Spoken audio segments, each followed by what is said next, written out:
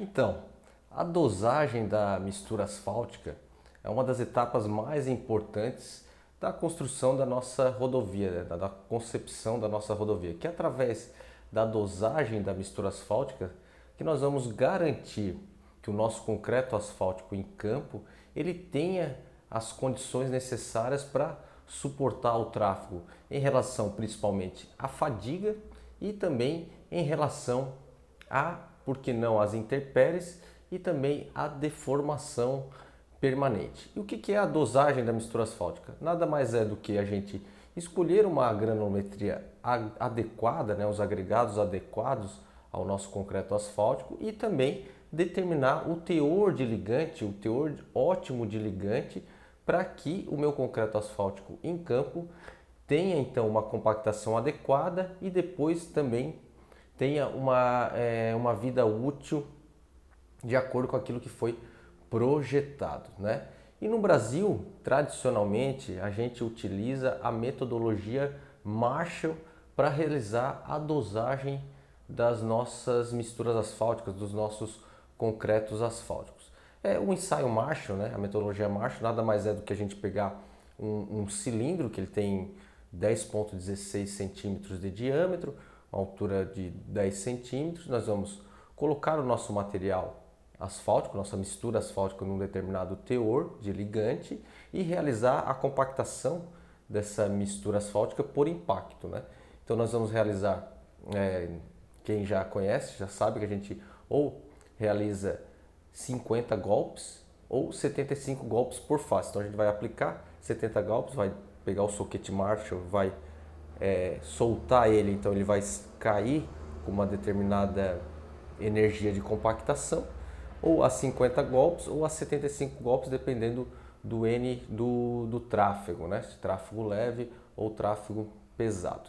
Então a gente vira o corpo de prova e realiza a compactação nas duas faces. Entretanto, essa compactação por impacto, ela apresentou alguns problemas já no século passado. Entre eles, uma deformação permanente precoce em campo. Então, os americanos perceberam essa deformação permanente precoce em campo devido ao fato que a compactação através da metodologia Marshall estava dando teores de ligante acima, muito altos. Então, deixando então o agregado meio que boiando no ligante asfáltico e acontecendo os problemas de deformação permanente. Entre outros problemas, né, como também a exudação. Devido a isso, os americanos, né, então fizeram, né, começaram uns estudos para determinar um outro tipo de compactação. Isso deu origem ao programa Sharp, que depois deu origem ao Super Pave. Por quê? Veja, vamos imaginar como é que é a compactação em campo. A gente faz a compactação em campo através dos rolos, né? Rolo de chapa liso ou o rolo com rolo de pneu também. Então, quando a gente vai compactar, não é só uma carga vertical que está sendo aplicada na minha mistura asfáltica. À medida que o rolo vai se movimentando, ele vai tendo um processo de amassamento, onde eu tenho a movimentação dos grãos em relação aos outros, então tendo também forças tangenciais, né? Então não são só forças, aplicações verticais. E isso o Marshall ele não consegue simular na sua compactação. Por isso então que os americanos, através do programa Sharp, através do Super Pave, desenvolveram um equipamento para realizar a compactação por amassamento. E esse equipamento é a PCG, prensa compactadora giratória ou prensa Super Pave, compactador giratório Super Pave, como você queira chamar melhor. E essa compactação, o DENIT, ele já começou a permitir que aqui no Brasil a gente utilize essa compactação através da PCG. Então temos uma norma já normatizado, onde a gente tem a possibilidade de realizar a compactação tanto pelo compactador Marshall, né, pelo soquete Marshall, ou pela PCG. E como é que é essa compactação através da PCG? nada mais é do que nós temos um cilindro um pouquinho maior do que é o macho, bem maior até do que é o macho, então um cilindro pesado, e ele vai ficar em cima apoiado de uma base, e essa base ela tem 3 pistões, certo? Ela tem 3 pistões. Deixa eu pegar isso aqui para mostrar melhor, ó. Tá? Ela vai ficar apoiada assim, imaginemos que esse aqui seja o molde, né? Ele é um pouquinho maior, tá? Vamos imaginar ele um pouquinho maior, mas o que eu quero mostrar são os 3 pistões aqui. Então são 3 pistões que eles vão se movimentar para cima e para baixo, em diferentes frequências, ou seja, esse aqui vai se movimentar um pouquinho para baixo, o corpo de prova faz assim, o outro se movimenta para baixo, faz assim, e assim por diante. Ele vai ficar girando, não rotacionando, né? Ele vai girar. Na PCG, então, com esse molde, a gente vai colocar a massa asfáltica, né? A mistura asfáltica com um determinado teor de ligante, vai vir com um pistão. Esse pistão vai aplicar 600 kPa numa aplicação vertical, né?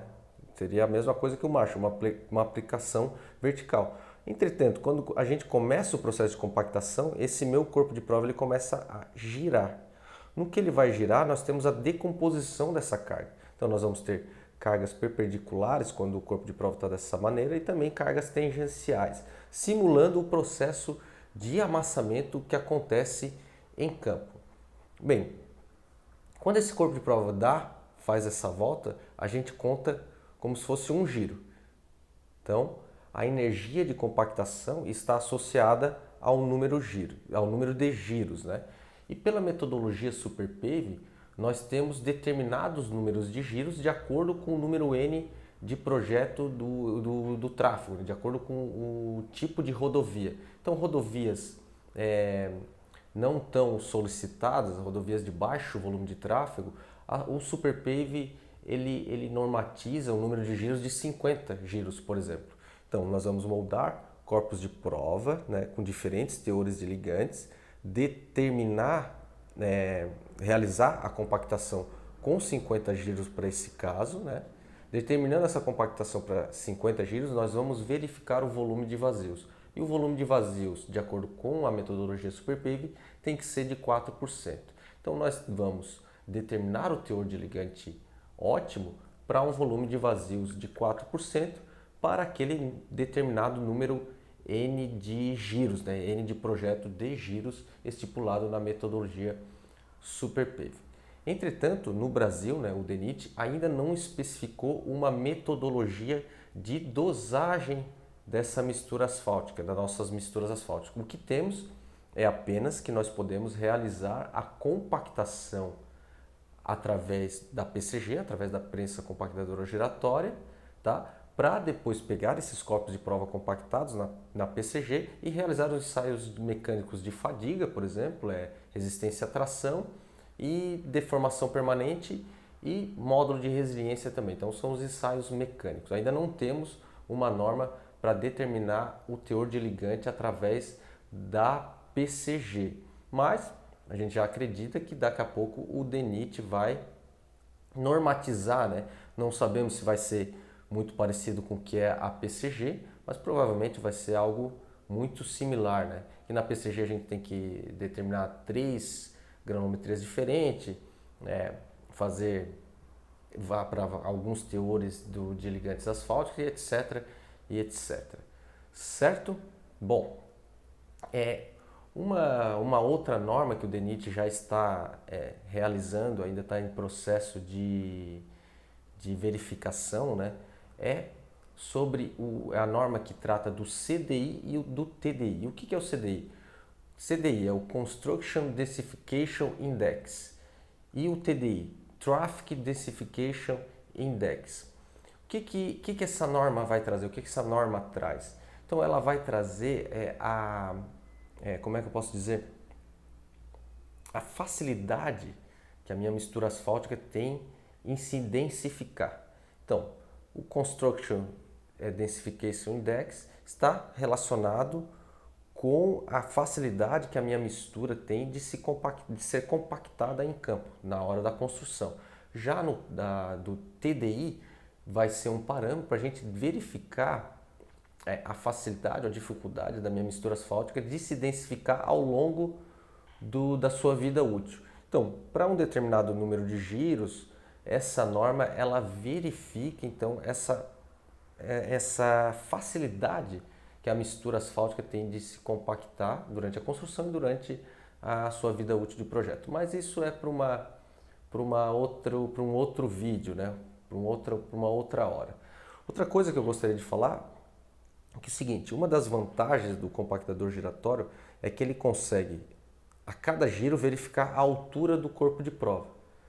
Então, com a altura do corpo de prova, eu consigo ter o volume de vazios para cada giro. Então, isso é uma das vantagens da PCG, por exemplo, entre outras, né? Muitas outras vantagens, inclusive o fato que ela simula melhor a compactação em campo, mas essa também é uma outra vantagem, porque aí eu consigo então verificar esse CDI, o TDI e fazer uma curva de compactação, tá? Beleza, então pessoal, era isso que eu queria falar um pouco sobre a metodologia Marshall e a metodologia Superpave através, né, do compactador giratório da PCG.